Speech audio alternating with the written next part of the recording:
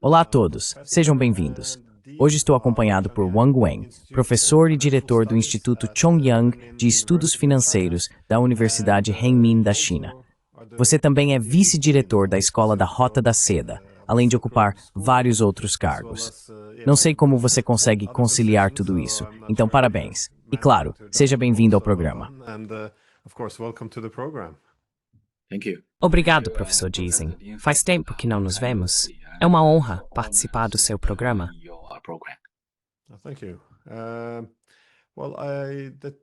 Obrigado. Bem, o tema que eu queria discutir com você, claro, é a ascensão da China, que acredito é o que molda o sistema internacional no momento. Pensei em começarmos com uma citação de cerca de 2 anos atrás, quando Xi Jinping disse a Vladimir Putin: "Neste momento, há mudanças como não vemos há 100 anos, e somos nós que estamos impulsionando essas mudanças juntos."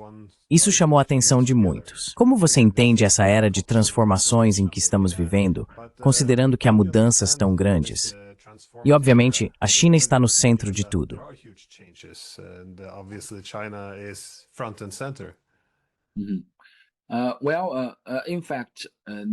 Bem, na verdade, essa não foi a primeira vez que o presidente Xi falou sobre a chamada mudança do século, ou em chinês, grandes mudanças que não acontecem há centenas de anos.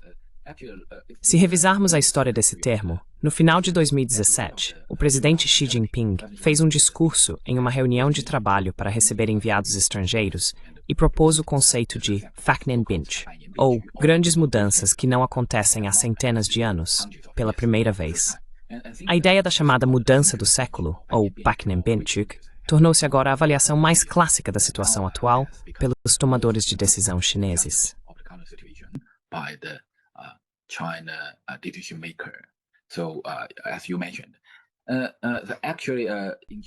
Então, como você mencionou, na verdade, na China, nos últimos 5 ou 7 anos, houve pelo menos milhares de artigos explicando o que é uma mudança de século. Em 2020, meu colega e eu publicamos um livro intitulado Mudança de Século Sem Precedentes, que depois se tornou um best-seller na China.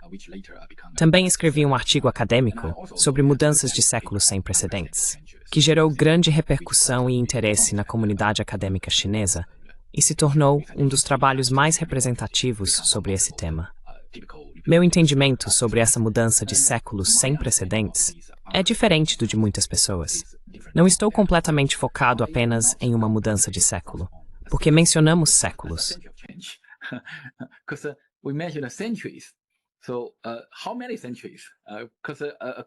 Quantos séculos?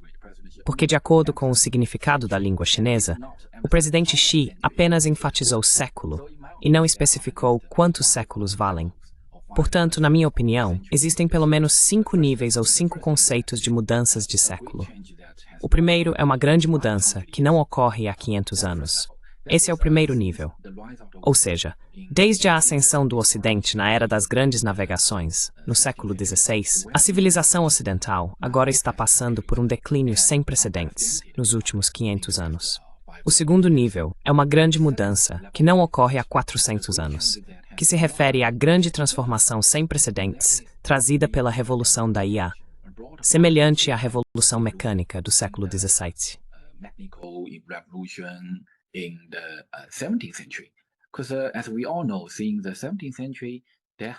Porque, como todos sabemos, desde o século XVII, houve 3 revoluções científicas e tecnológicas: a mecanização, a eletrificação e a informatização. Essas 3 ondas de revolução tecnológica libertaram aspectos dos 5 sentidos do corpo humano. Mas desta vez, a revolução da IA está libertando nossos cérebros. Portanto, essa mudança enorme é algo que a humanidade nunca enfrentou nos últimos 400 anos. O terceiro nível é a grande mudança que não ocorre há 300 anos. Ou seja, desde o século XVIII, o sistema político democrático estabelecido no Ocidente entrou, na minha opinião, em um declínio sem precedentes. Democracia é algo bom, é claro. Democracia é uma palavra boa. Democracy is a good thing, of course. Democracy is a good word. But the problem is, democracy. Mas o problema é que, embora a democracia já tenha representado um avanço, agora o Ocidente, especialmente nos Estados Unidos, quero dizer, o sistema político democrático ao estilo americano, está um pouco ultrapassado. Então, o mundo precisa de uma atualização e de um sistema político revolucionário. E o quarto nível é uma grande mudança que não ocorre há 200 anos. Ou seja, desde o século XIX, o sistema de divisão acadêmica das universidades, estabelecido no Ocidente, agora enfrenta uma enorme crise. Nós dois trabalhamos em universidades.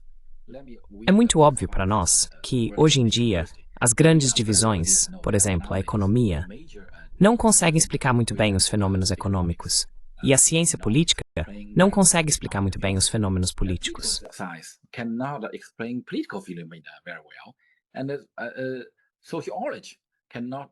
E a sociologia não consegue explicar muito bem os fenômenos sociais, e assim por diante. Portanto, na minha opinião, o mundo acadêmico está passando por uma reconfiguração do conhecimento sem precedentes. E, finalmente, a quinta e última é uma grande mudança que não acontecia há 100 anos, ou seja, o sistema internacional. Porque, há 100 anos, o sistema internacional era centrado no Atlântico Norte, como centro de poder desde o início do século XX.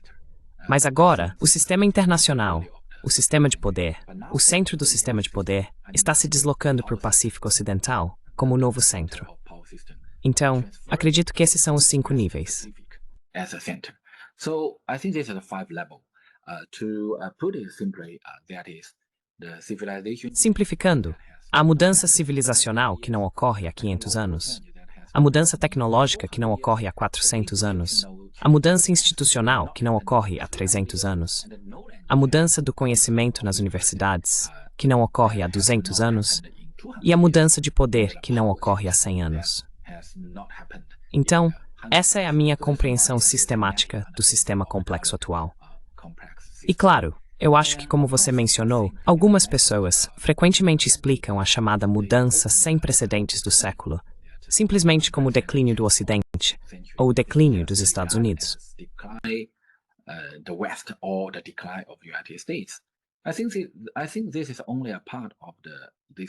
Acho que isso é apenas uma parte do fenômeno.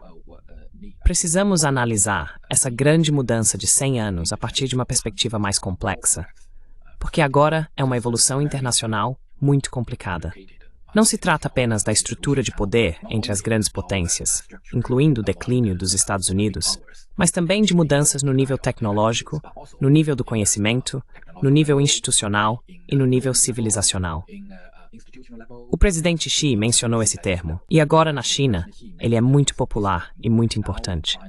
Portanto, se você quiser entender o que a China está pensando agora, acho que pode começar por esse termo.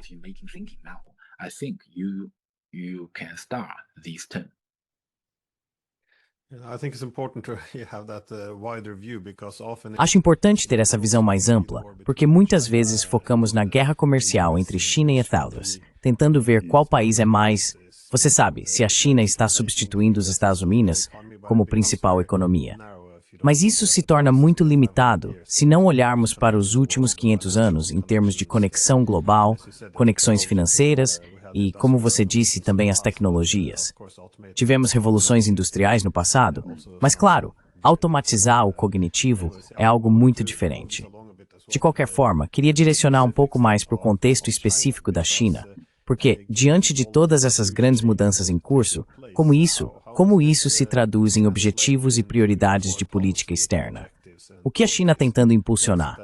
Porque, novamente, todas essas mudanças acontecendo ao mesmo tempo são muito disruptivas, e também é do interesse da China garantir que essas rupturas sejam gerenciadas de maneira ordenada e pacífica. Então, quais são os objetivos da China, na sua opinião? What are the objectives of China, I guess? Well, I think this is a very, very important question. Bem, acho que essa é uma questão muito, muito importante para entender a situação atual na China. Mas tenho que dizer que, como você mencionou, o principal objetivo ou meta da política externa da China nunca mudou, que é alcançar o grande rejuvenescimento da nação chinesa. Por que menciono isso? Acho que se você entender a história da China nos últimos 100 anos, fica fácil perceber o quão forte é o desejo do povo chinês pelo rejuvenescimento nacional. Desde a Guerra do Ópio, em 1840, não sei se você sabe disso, praticamente todas as potências ocidentais invadiram a China naquela época. Quero dizer, desde a Guerra do Ópio em 1840, incluindo os Estados Unidos, Grã-Bretanha, França, Alemanha, Itália e até mesmo a Áustria, até a Índia, invadiram a China no final do século XIX.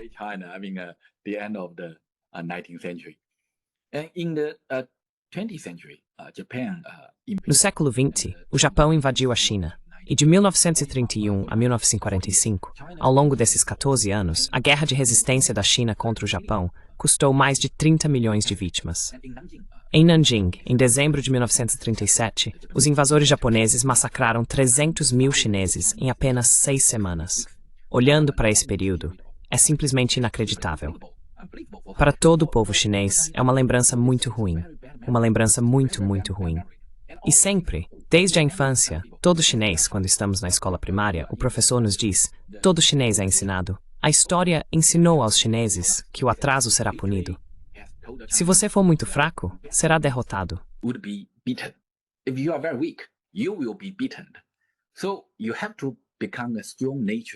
Então você precisa se tornar uma nação forte. Eu acho que ser um país forte é uma garantia básica para a segurança nacional e o desenvolvimento. Veja a Palestina agora. Veja o Afeganistão. Veja o Iraque há 20 anos. Ou a Líbia há 10 ou 15 anos. Tantas lições negativas ensinam o povo chinês todo ano, todo mês, todo dia. É por isso que lembramos que em 1949, o presidente Mao Zedong disse na Torre de Tiananmen: o povo chinês se levantou. Essas palavras, você sabe, são transmitidas na TV todo dia nacional, com a voz do presidente Mao. Então, nos últimos 76 anos, a China tem trabalhado duro pela revitalização nacional.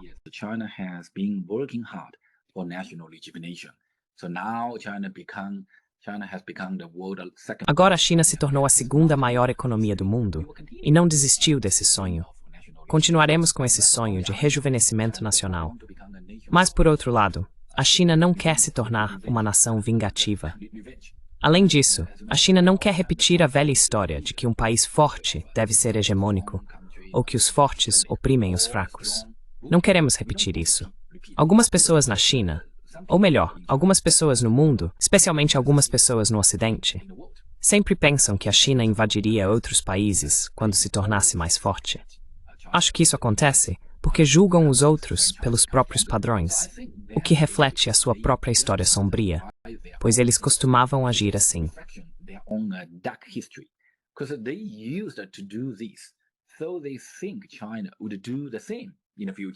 Então eles acham que a China faria o mesmo no futuro. Por isso, costumamos dizer que se olharmos para os últimos 76 anos, durante o período de Mao Zedong, a China resolveu o problema de ser atacada. E durante o período de Deng Xiaoping, desde os anos 1980, a China resolveu o problema da fome. Agora, no período do presidente Xi Jinping, precisamos resolver o problema de ser criticados, ou seja, conquistar mais respeito do mundo. Por isso, nos últimos 10 anos, a China propôs a iniciativa do Cinturão e Rota, a iniciativa de desenvolvimento global, a iniciativa de segurança global e a iniciativa de civilização global.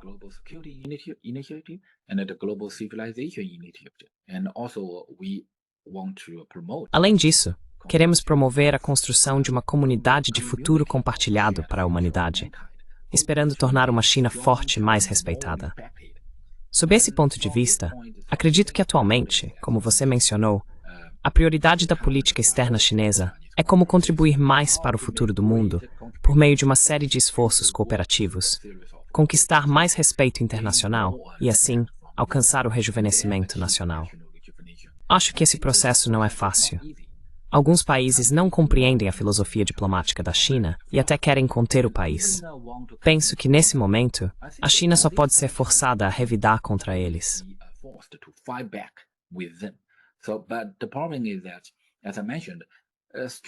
Mas o problema é que, como mencionei, a luta é apenas uma metodologia, e a cooperação é nosso objetivo final, nossa meta. Por isso podemos ver que, ao longo dos anos, a China reagiu, enfrentou algumas forças políticas ocidentais, incluindo o governo dos Estados Unidos atualmente. Mas a China não evita cooperar com todos os países, inclusive com o governo dos Estados Unidos. Por exemplo, se Trump quiser cooperar conosco, podemos cooperar com eles. Mas se Trump quiser continuar tentando nos conter, teremos que reagir. Então acredito que essa é a prioridade da China: promover um comportamento sustentável e manter um espírito de trabalho sustentável para o nosso rejuvenescimento nacional.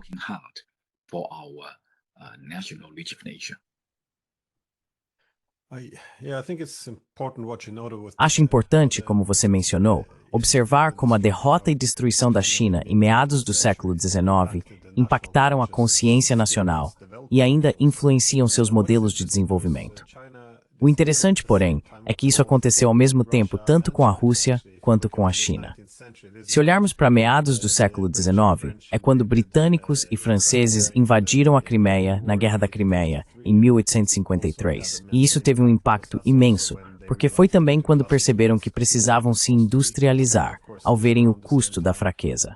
Claro, isso ocorre mais ou menos na mesma época das guerras do ópio contra a China. Diante disso, parece que a principal parceria estratégica que agora contribui para moldar esse novo sistema internacional é a sino-russa. Então, como você vê a natureza da parceria entre China e Rússia e qual é a base de sua sustentabilidade e força?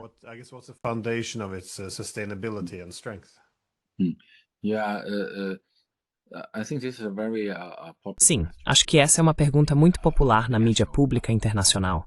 Acho que parte da mídia ocidental frequentemente acredita que a relação entre China e Rússia é de aliados. Penso que isso é uma característica do conhecimento da teoria das relações internacionais. Na visão deles, o relacionamento entre países é simplesmente entendido como aliados ou oponentes e inimigos. Na verdade, a relação China-Rússia vai muito além do escopo de conhecimento da teoria ocidental das relações internacionais.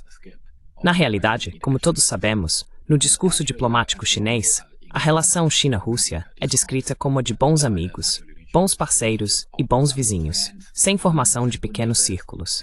A liderança anterior era totalmente compreensível. Mas a teoria ocidental internacionais não consegue entender a liderança de não formar pequenos círculos.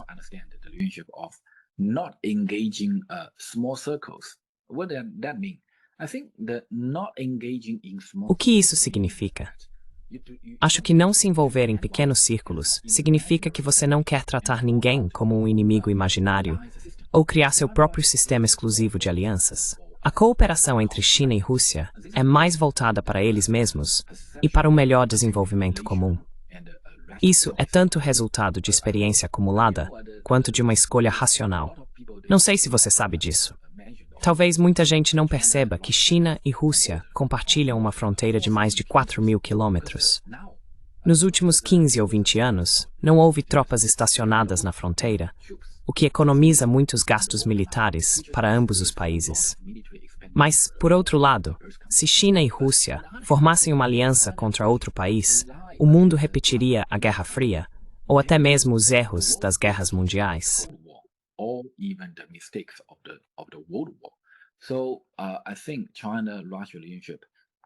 Então, eu acho que a relação China-Rússia é um novo paradigma nas relações entre grandes potências. Isso é uma inovação que supera a prática das relações internacionais ocidentais desde o século XVI.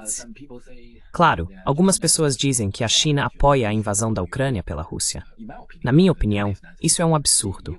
Não se pode considerar o comércio normal e legal entre duas potências soberanas como apoio da China à operação militar especial da Rússia. Se você olhar os dados, nos últimos 3 anos, o comércio bilateral entre China e Ucrânia cresceu mais de 20% ao ano. Por que essas pessoas não dizem que a China apoia a Ucrânia? Isso é muito interessante. Então, a partir desse ponto, acho que para que algumas pessoas compreendam a relação China-Rússia de forma mais abrangente, elas precisam adquirir mais conhecimento e sabedoria, sim.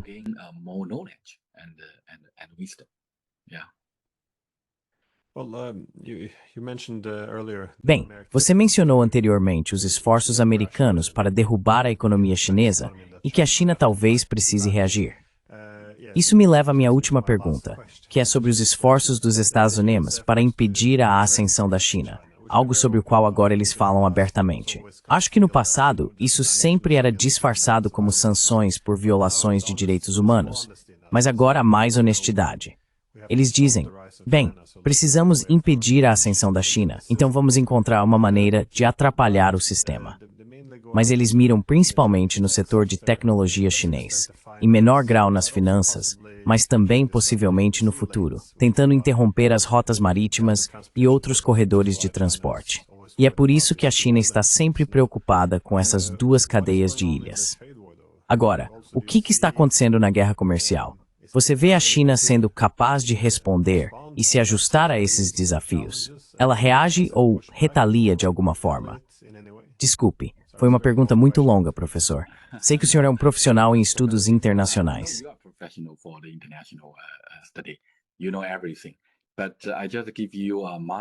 Você sabe de tudo, mas vou apenas lhe dar minha perspectiva como estudioso chinês. Na verdade, os Estados Unidos estão agora focando em usar habilidade tecnológica e finanças para conter a China, o que por si só reflete o declínio dos Estados Unidos. Por que digo isso? Porque o fato de os Estados Unidos não ousarem usar meios militares ou iniciar uma guerra para conter a China prova a força da segurança e defesa da China. Portanto, esse é um motivo importante pelo qual continuo confiante nesta rodada da guerra comercial. Quanto à guerra comercial, escrevi 2 artigos com grande influência internacional já no início deste ano. Um é Por que os Estados Unidos não podem vencer a guerra comercial com a China? E o outro é Obrigado, Trump. Faça a China grande novamente. Esses artigos foram republicados por veículos de comunicação em quase 20 países. Reprinted by media in nearly 20 countries. And the current progress confirms my E o progresso atual confirma meu julgamento, porque já se passaram 7 anos desde o lançamento do Trump 1, a primeira guerra comercial e tecnológica contra a China em 2018. Trump perdeu a última rodada da guerra comercial e tecnológica contra a China. Ele não conseguiu desacoplar a relação comercial entre China e Estados Unidos, nem reduzir o superávit da China com os Estados Unidos, nem mesmo derrotar a Huawei. Pelo contrário, o valor total do comércio entre China e Estados Unidos permaneceu acima de 650 bilhões por ano nos últimos 7 anos, mais alto do que em 2018. O superávit da China com os Estados Unidos também permaneceu em torno de 400 bilhões de dólares, também mais alto do que em 2018. E a Huawei agora está muito mais forte do que em 2018. Isso prova que Trump foi derrotado nos últimos 7 anos.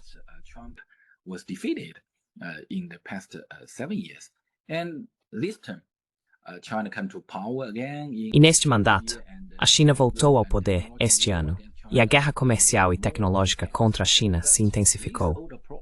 Mas essa abordagem antiga definitivamente fracassou.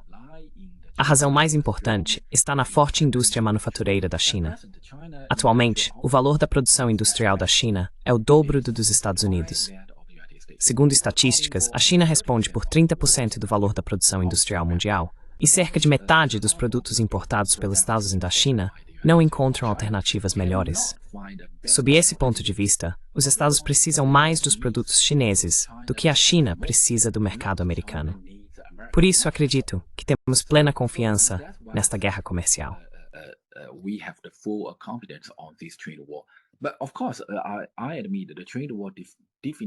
Mas é claro, admito que a guerra comercial definitivamente colocou pressão externa sobre a China, mas os chineses estão muito unidos agora. Nós nunca vamos desistir, porque a China tem muitas maneiras de resolver o problema das exportações. Por um lado, a China está buscando mais mercados internacionais, como a ASEAN, América Latina, África, Oriente Médio, Rússia, Ásia Central, etc. Por outro lado, como você deve saber, a China está aumentando os esforços para estimular o consumo interno. Posso fazer as contas para você. Agora, a poupança média per capita dos chineses é de 110 mil yuans, o que equivale a 14 mil dólares americanos.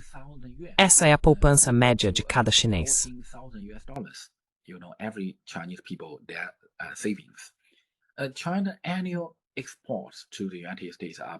As exportações anuais da China para os Estados Unidos são cerca de... Deixe-me pensar. As exportações anuais da China para os Estados Unidos são talvez 500 bilhões de dólares. Isso significa que se os 1,4 bilhão de chineses gastarem mais 350 dólares per capita, eles podem absorver totalmente os produtos produzidos para os Estados Unidos. Portanto, sob esse ponto de vista, a China é muito resiliente e os chineses estão muito unidos nessa guerra comercial. Em contraste, as contradições externas dos Estados são enormes e a luta política é muito intensa nos Estados Unidos. Portanto, minha conclusão não vai mudar. Os Estados definitivamente perderão a guerra comercial novamente. E o futuro, acredito, certamente provará meu ponto.